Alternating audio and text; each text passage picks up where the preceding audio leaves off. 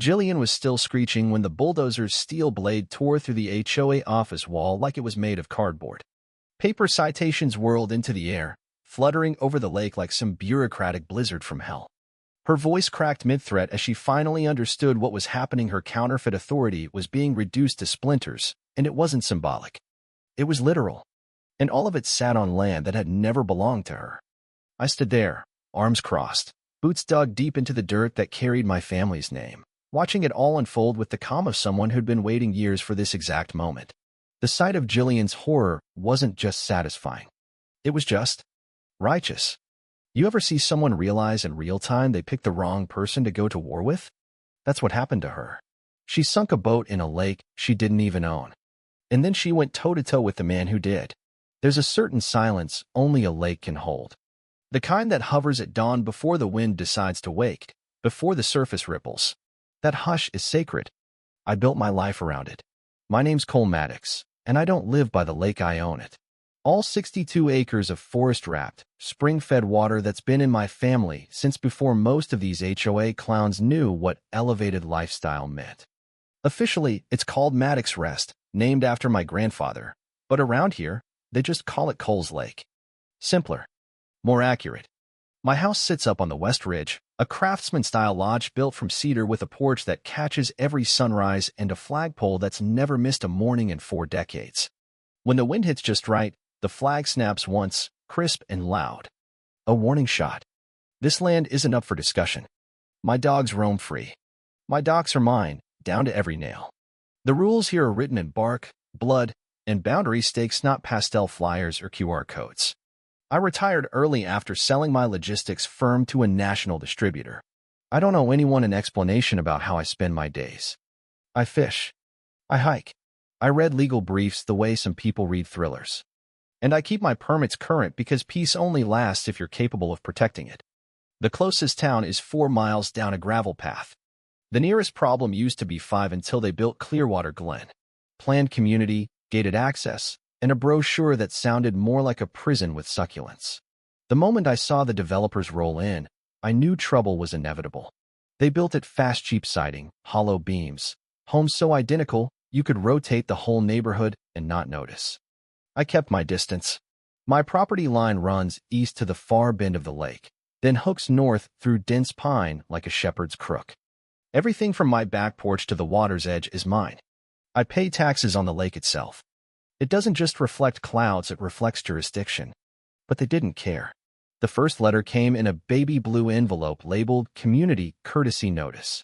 They suggested I repaint my boathouse in tones harmonious with the Clearwater Glen aesthetic. I tossed it into my fire pit without a second thought. Then came a second note. Something about my aggressive signage. They didn't appreciate the no trespassing sign on my trailhead. Called it confrontational. I called it honest. That trail predates their cookie-cutter paradise by at least 50 years. My grandfather cut the original steps himself.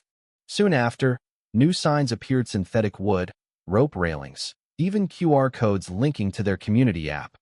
My land was being annexed one laminated sheet at a time.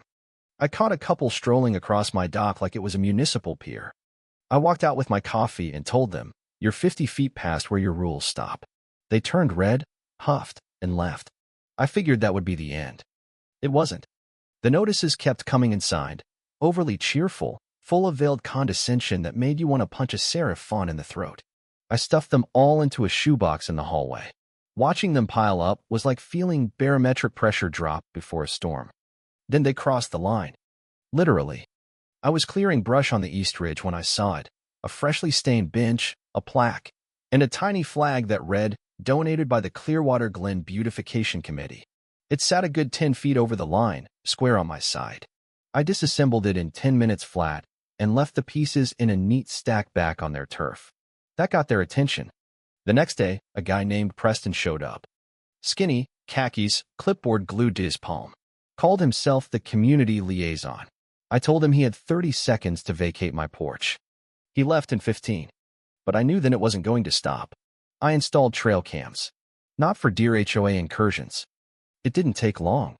2 of their board members snooping around with a tape measure. I printed the footage and nailed it to a post. Smile for the lawsuit. That's when Jillian showed up.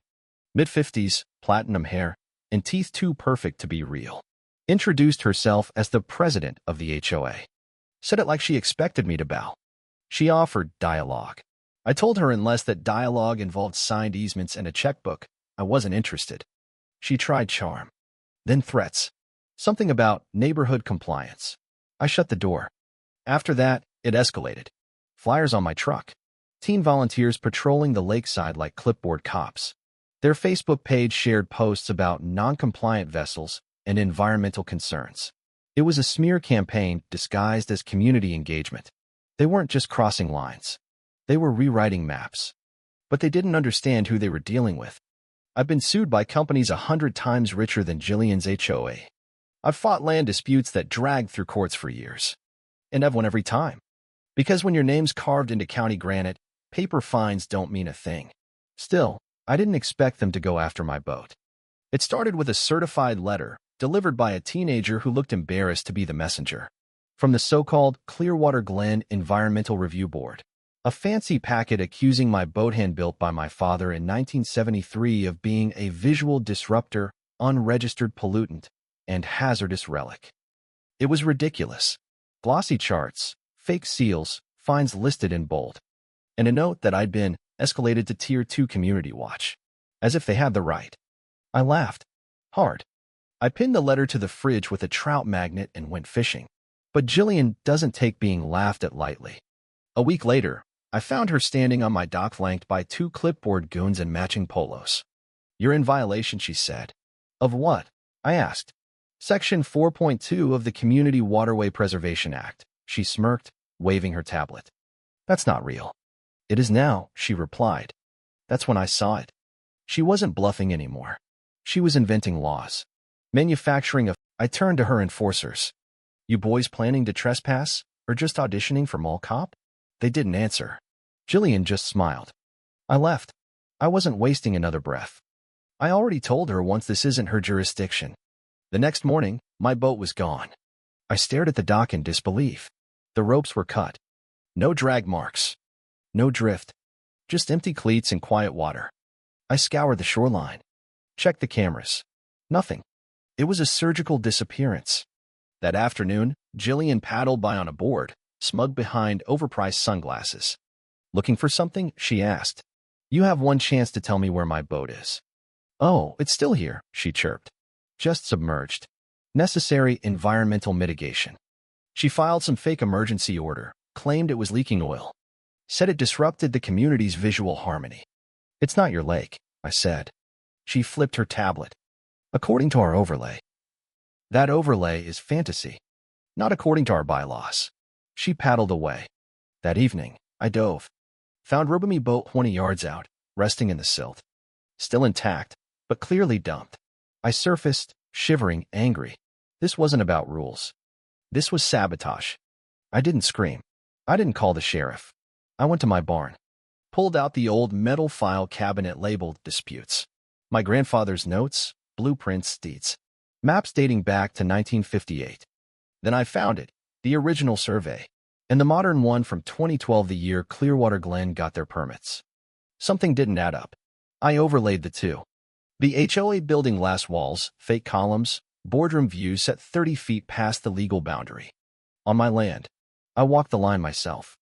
Used GPS. Measured twice. No mistake. Their crown jewel was built entirely on Maddox land. My land. Not a wall. Not an awning. The whole damn building. I called Connor Griggs, a retired county land commissioner. He owed me a favor. Showed up with a topo drone. By sunset, we had a full 3D map. "You're owed rent, damages, and maybe more," Connor said. They hosted weddings there. Fundraisers. 4th of July parties. That night, I drafted my legal strategy. I wasn't sending a letter. I was launching a campaign. Eviction notice. Land use violation. Drone footage. Deed comparisons. I contacted 2 attorneys. Civil and real estate. They both laughed in my favor. 10 years of trespass. Back rent. Utilities on my easement. Unapproved structures. It was a financial time bomb. I planted a warning sign 10 feet from their building. Trespass. Evidence filed. Removal pending. The emails came first. Jillian, her VP, some long-named lawyer, all begging for negotiation. I ignored them. Then they held a community meeting. On my land. I showed up mid-session, GoPro on my chest. Jillian went pale. You're not allowed. On my land? I go where I want. This is a community facility, built illegally. I showed the crowd my deed. The reaction was delicious. Gasps. Murmurs. Jillian stammering. You've got 30 days, I told her. After that, I file for demolition. She tried to drag it out. Filed appeals. Held press conferences. Called me a lone wolf radical. I didn't say a word. I filed a demolition order. Sent copies to the zoning board, sheriff's department, and the press. Then I waited. The day the order cleared, the bulldozers rolled in. Jillian arrived screaming. This is sacred space. The sheriff nodded to his deputy. Ma'am, step aside. The blade hit. Glass shattered. Walls folded. Flower beds exploded.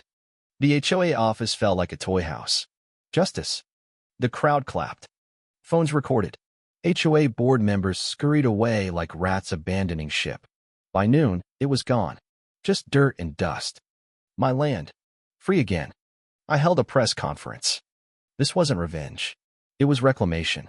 Jillian vanished. Her house sold. The HOA dissolved. County investigations followed. And Ruby? I raised her. Refinished every plank. Rewired the engine.